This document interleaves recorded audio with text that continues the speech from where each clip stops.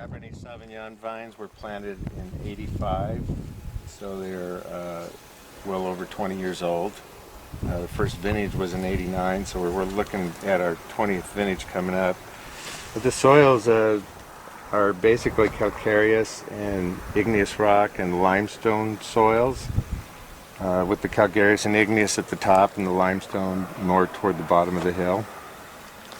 This vineyard is planted primarily the Cabernet Sauvignon and Chardonnay, with a fair amount of Merlot and Cabernet Franc, Pinot Noir, and we just planted a little Petit Verdot. So we're basically a Bordeaux estate and continue to go along on that function, making Bordeaux style wines. What else do you need to know? How far away are you from harvesting these guys? We're probably about 4 weeks away. It's going to be an early harvest. We're actually going to, this is August 22nd, I believe. Most of the time we're into October when we harvest.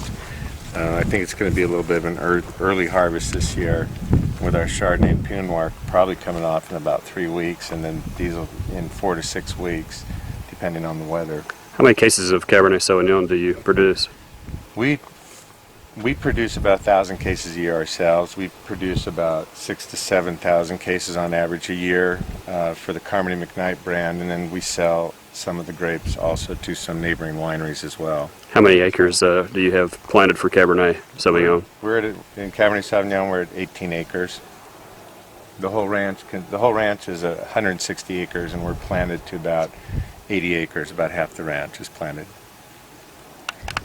This is Cabernet Franc. It actually used to be Chardonnay. It was grafted over to Cabernet Franc about 5 years ago. If you look down here, you can kind of still see some of the tape left from the graft here. So actually at the bottom is still the DNA of the bottom. There is actually Chardonnay, and where the graft took place right in here, it becomes Cabernet Franc.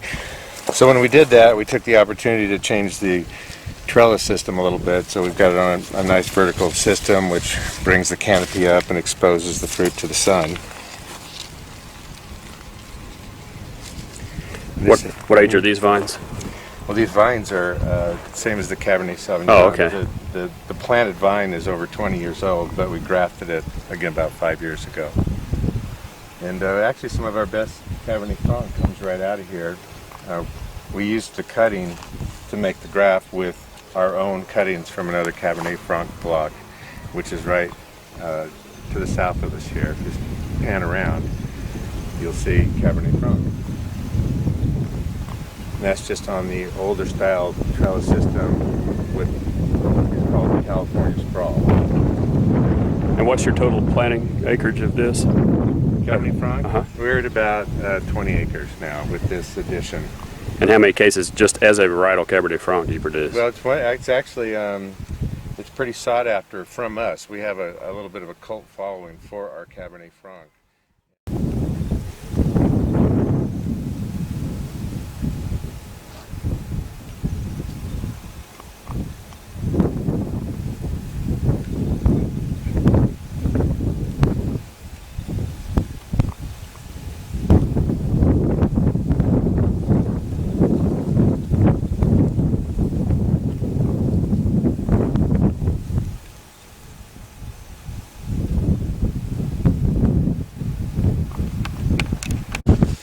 Cabernet Sauvignon vines were planted in '85, so they're well over 20 years old. The first vintage was in '89, so we're looking at our 20th vintage coming up. But the soils are basically calcareous and igneous rock and limestone soils, with the calcareous and igneous at the top and the limestone more toward the bottom of the hill. This vineyard is planted primarily the Cabernet Sauvignon and Chardonnay, with a fair amount of Merlot and Cabernet Franc, Pinot Noir, and we just planted a little Petit Verdot. So we're basically a Bordeaux estate and continue to go along on that function, making Bordeaux style wines. What else do you need to know? How far away are you from harvesting these guys? We're probably about 4 weeks away. It's going to be an early harvest. We're actually going to, this is August 22nd, I believe. Most of the time we're into October when we harvest. I think it's going to be a little bit of an early harvest this year with our Chardonnay and Pinot Noir probably coming off in about 3 weeks, and then diesel in 4 to 6 weeks, depending on the weather. How many cases of Cabernet Sauvignon do you produce? We produce about 1,000 cases a year ourselves. We produce about 6,000 to 7,000 cases on average a year for the Carmody McKnight brand, and then we sell some of the grapes also to some neighboring wineries as well. How many acres do you have planted for Cabernet Sauvignon? In Cabernet Sauvignon, we're at 18 acres. The whole ranch is 160 acres, and we're planted to about 80 acres. About half the ranch is planted. This is Cabernet Franc. It actually used to be Chardonnay. It was grafted over to Cabernet Franc about 5 years ago.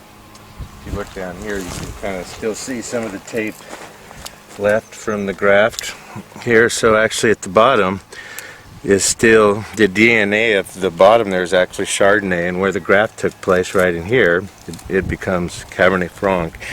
So when we did that, we took the opportunity to change the trellis system a little bit. So we've got it on a nice vertical system which brings the canopy up and exposes the fruit to the sun. What age are these vines? Well, these vines are same as the Cabernet Sauvignon. Oh, okay. The planted vine is over 20 years old, but we grafted it again about 5 years ago. And actually some of our best Cabernet Franc comes right out of here. We used the cutting to make the graft with our own cuttings from another Cabernet Franc block, which is right to the south of us here. Just pan around, you'll see Cabernet Franc. And that's just on the older style trellis system with what's called the California sprawl. And what's your total planting acreage of this? Cabernet Franc? Uh-huh. We're at about 20 acres now with this addition. And how many cases, just as a varietal Cabernet Franc, do you produce? Well, it's actually it's pretty sought after from us. We have a little bit of a cult following for our Cabernet Franc, and we do about 650 cases a year of Cabernet Franc. We also put it into a blend of Cabernet Franc, Merlot, Cabernet Sauvignon we call Cadenza. It's usually the lesser of the blend, and we have another wine we don't do it yearly, but periodically we call Duets, which is a blend of Cabernet Franc and Merlot. So we utilize most of our Cabernet Franc, as a varietal and in blends itself. What do you think it adds to the Cadenza blend? Oh, it adds so much more of a current quality to it, instead of just the fruit quality that the Merlot and the Cabernet Sauvignon adds, but it gives it depth and complexity and some spices and current, and really richens the blend. What's the general percentage that you use in the Cadenza blend? Generally, just because we're planted to more Cabernet Sauvignon and more Merlot, it's only about 20%. But oddly enough, in the years 99 and 2000, it was the primary blend. It was up over 50% of the Cadenza blend. And in fact, in 99, when that took place, the Cadenza won Best Measured Wine in California at the California State Fair, and we got Best of Region, Best of Class, Best of Show because of all that. So after that, I kind of went back to using Cabernet Sauvignon as the primary blend just because it's traditional, but we've been looking at possibly, maybe with our next bottling or the next year, using Cabernet Franc again as a primary blend. Just we sit down and taste the wines and try all the different blends, and certainly the one that tastes the best to us is the one we're going to use. We've also, in the last few years, got producing olive oil, and primarily Tuscan varietals. We have a few mission trees from the old days that we incorporate into our blend, but we have over 500 olive trees we planted about 8 years ago, and they're primarily Pendolino and Merino, and they give off a real nice lemon, peppery flavor. As it turns out, now with the olive, they've always done studies with grapes, and we all know that the health reasons for drinking wine. And now, as it turns out, they've turned some focus over to olive, and so the olive oil has the same health benefits for your entire body. So when we first started growing this, we just sort of got into it as a food wine thing, but now we're really following up on the health benefits. So we produce about 100 cases a year, not too much. You know, you can see it takes a bottle of olive oil, but it's certainly been an exciting process.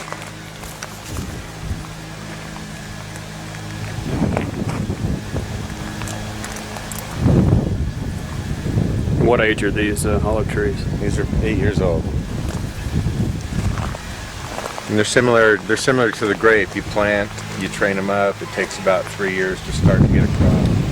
We're visiting today with winemaker Greg Cropper of Carmody McKnight Vineyards in Paso Robles, California. Greg, tell us about the uniqueness of this winery and vineyards, perhaps the origin of the name Carmody McKnight, and then how you came to being here.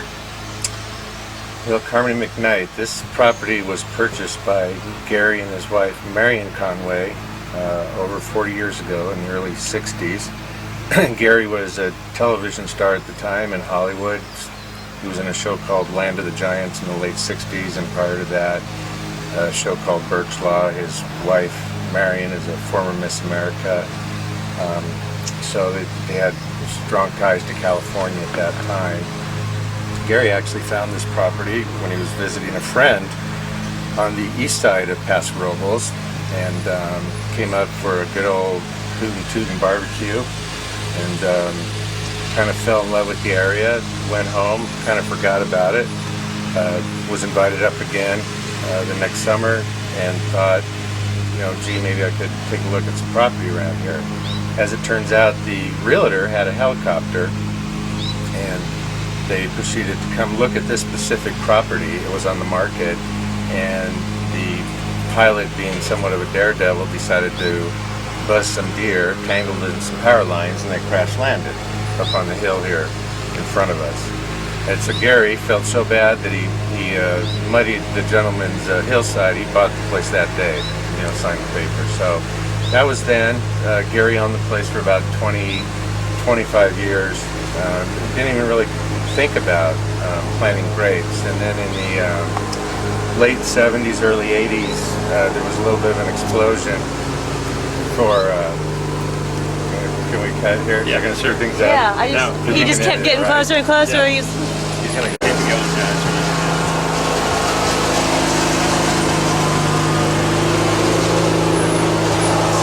Usually airplanes. Check that out now. That's terrible. It'd be funnier to have you drive it. I know. In any event, where was I? So back in the late 70s, early 80s, there was somewhat of an explosion for the wine industry here. And Gary had another piece of property not too far from here. He sold to Justin Vineyards and Winery, and Justin began to plant grapes, and Gary thought, gee, I can do the same thing, and started to plant grapes, and ultimately became a vineyardist. We started off this property under a label called Silver Canyon. That lasted for about 5 or 6 years. What year would that have been? The first vintages for Silver Canyon were in 88, 89. That lasted up through the vintage 94, and then in the vintage 95, with the vintage 95, we changed the brand and the label and the name to Carmody McKnight. It's all the same people involved, but just a name change. The name signifies Gary's birth name, Gary Carmody. Conway is a stage name that was given to him. Back in the 50s, you know, Gary Carmody, I guess, didn't sound too American. Nowadays, I'm sure it sounds cool for an actor, but back in those days, they didn't think that, so they changed the name to Conway. So Carmody's his birth name. McKnight is his wife Marion's maiden name. So ultimately, just put the two names together, you get Carmody McKnight. And it just brought a more personal touch to the wine and the vineyards. How did you join the organization, and what's your winemaking background? Well, I don't have a formal winemaking education, but worked at several wineries before I came here. Hang on. So we'll start that one. Yeah. Be a crab? Just photograph.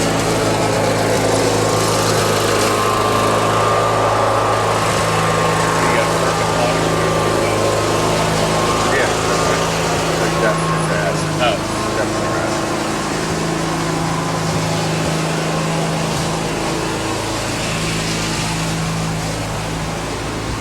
Okay, I'll start by asking. Yeah.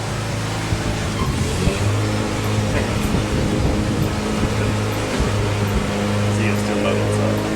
Let me see if I can do this. Going over there. No, it's still him. Okay. How did you begin your association with the Carmody McKnight Winery? I was working at a neighboring winery that I actually started at several years earlier to help construct. I came up through the construction industry. I went to work at a winery to help build it, built the tasting room and their B&B and their cellar room, and just ultimately segued into the winemaking process and the vineyard process, and really had hands-on training. What year did you join the Carmody McKnight team? In 1997. So how did they handle winemaking before you came on? It was all done at a custom facility. They would send it out to, it was actually a good winemaker that oversaw it. It was a gentleman named Vic Roberts, who has his own label, Victor Hugo. He oversaw that for 3 or 4 years at a company he was overseeing. The Silver Canyon label? Mm-hmm. I didn't know that. Yeah, and then when I came on board, I'm the one who sort of instigated the name change and kind of personalized the label into Carmody McKnight.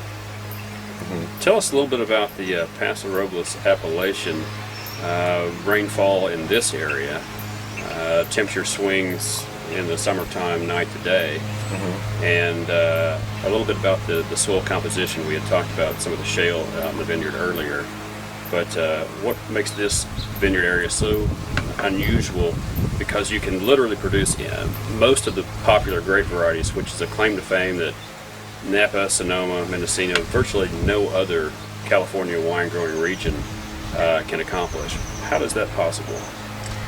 Well, just out here on the west side, we're unique in that we do have a heavier rainfall than we do not too far from here, just 20 miles to the east of here. They may average 6 or 7 inches of rain, where we can easily average 30 inches of rain out here. So the soils are going to hold, because of the clay content of the soil, is going to hold more moisture. And again, the average temperature here is what we really look at, where there are heavy temperature swings, where today it's probably in the low 90s. Tonight we'll get down into the low 60s easily, and it's not unheard of to have as much as 50 degrees temperature swing. So we look at the plant really is living off that average temperature, not the hot temperature, the cold temperature, and so it's almost like a coastal region. We're about 5 miles as the crow flies from the coast. Although it gets real hot, it's that average temperature that the plants really thrive on. And then as far as this particular location, again, we have a lot of clay, a lot of shale limestone, and again, that holds the moisture. This time of year, it's the middle of August. We could literally go out and dig down 5 feet, and you're going to find a gummy shale type material. So the plant has that moisture that's feeding off of from the roots, and it really helps it to thrive. As far as Paso Robles on a whole, it is unique in that it can grow just so many different varietals. But again, at our estate, we concentrate on the Bordeaux varietals. So name all the grape variety wines that you produce. We do Cabernet Sauvignon, Merlot, Cabernet Franc, Pinot Noir, Chardonnay. We've just planted a small block of Petit Verdot. So those are the 5 main ones we have now. Again, the Cabernet, Merlot, Cabernet Franc, Pinot Noir, and Chardonnay. Out of those, we'll produce a dozen wines a year because, Chardonnay, for instance, will make from the same block, we'll make a couple different styles of Chardonnay. One we make is 100% oak, another one's 100% stainless steel. We also have begun producing a late harvest Chardonnay. So right there's 3 different wines. Same with the reds. In addition to the 100% varietals of the Cabernet Sauvignon, Merlot, and Cabernet Franc, we make a blend called Cadenza of those 3. We make another blend that is a blend of Cabernet Franc and Merlot. We also do a dessert Merlot. We do a late harvest Cabernet Franc, which is very rare. And a lot of this stuff, a lot of it's come to be because Gary is also an artist, and so he'll sometimes design a label and say, "Go make a wine for this." And so it's kind of, now it's a sore point. I always tell him, "Don't design any more labels," So. And we've just currently started a new line of reserve wines. We don't really like to call any of our wines reserve because we like to think of them all as reserve wines, but we've started a new line of wines called Motif. And again, we have an Encore Chardonnay, a Sonata Pinot Noir, Interlude Cabernet Franc, and a blend we call Cheval Rouge, which is a homage to Cheval Blanc in France. And don't forget your sparkling. And we have a little sparkling wine, which is everybody's becoming very impatient for. Mm-hmm. It's delicious. Always Yeah. has been. Mm-hmm. What's your choice of types of oak that you utilize in the wines? French versus American, or a combination, or what you select for any given grape variety? Yeah, we try to lean toward French, although none of our wines, except for the Motif series, are real heavily new oaked. We kind of lean toward more neutral oak and a longer aging period. We're going to be bottling, for instance, our 2005 reds next month. So we're looking at 3 years. They've been 3 years in the barrel. And so I like to use neutral oak with a longer barrel period. So that way the wine is not getting over oaked or over spiced from the barrel, but you're getting the nuances from the vineyard in the wine that way. And then, so most of our new oak is more of a replacement program when, barrels get old. And we try to lean toward French. American's good. We use that primarily in the Chardonnay. I think you're going to see this year, being 2008, more people leaning toward American oak because of the euro. Prices, yeah. Yeah, the prices. Think back on as you began your wine career or wine interest. Is there a wine that sticks in your mind at that moment you thought, this is just unbelievable, near perfection, so what's the best wine you've ever tasted? Now we're still trying to get that perfect wine. Every day's a new day. I can't really pick one out. But do you remember experiencing, say, a French or an Italian or something that you just thought was so extraordinary that it kind of gave you the bug? I would guess that even before I got into wine, just enjoying with my friends a good glass of Blue Nun. Right on. What can I tell you? Ice and 7-Up, or we become insular to our wines, and so we drink a lot of our wine, a lot of our neighbors' wines, and I'm not sure we critique them or remember them as so great, but every now and again you'll just have a glass of wine and just say, that was extraordinary.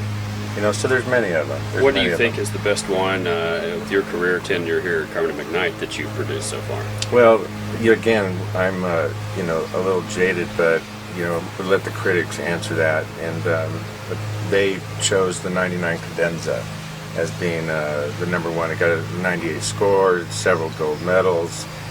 Won the best marriage in the state, out beating out all the Napa Sonoma wines. And that comes from an esteemed panel of judges. So anybody in your life or someone you admired or read about or lived 200 years ago that if you had the chance you could sit down and share a glass of 99 Cadenza with, who would that be? Wouldn't that be interesting? Probably Thomas Jefferson. Thomas Jefferson, who was a wannabe winemaker. He has a reputation for being a winemaker, but the truth of the matter is he was very wine knowledgeable, loved good wine, but struggled with the vineyard and winemaking at that time, when things were, I guess, a little bit harder to farm. So I think it'd be interesting to sit down and talk with him about, what he enjoyed and how he farmed and see what we're doing today. It's a good answer. Yeah. Now, Blue Nun over the 82 Chateau Margaux I brought the other night. That was an experience. We actually spoke about that the next morning, and that's maybe what you were fishing for. No, saying no, that, but drinking something like that, which was, quite extraordinary.